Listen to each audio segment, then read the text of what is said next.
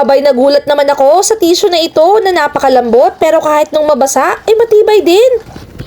Hello! Ako si Joy. Tara, tingnan niyo ang aking paninda. Ay, ito pala yung sinasabi nila na trending na buy one take one na makakatipid kang tissue dahil 1,500 na per pack.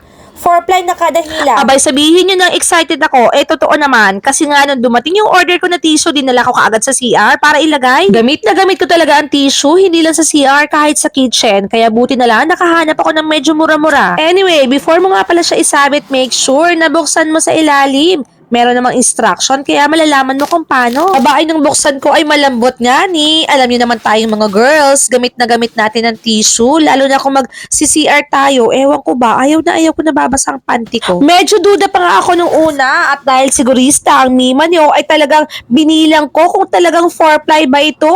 Ang hirap lang talaga niyang himayin. Pero in fairness, totoo ang chismis. Ere na nga ebidensya kung ayaw mong maniwala ay siya bahala ka. Abay, okay na okay din nga itong pantanggal ng makeup, lalo na ang lipstick. Mahirap naman na sabunin mo ang labi mo para lang matanggal mo yung lipstick mo, di ba? Don't worry, para sa mga sensitive ang skin kasi skin friendly po ito. Hindi pa rin ako nakontento at ang ginawa ko ay binasa ko pa yung tissue para malaman kung gaano nga ito katibay. Actually, ilang beses kong ginusumot at binuksan. So far, hindi naman siya napunit.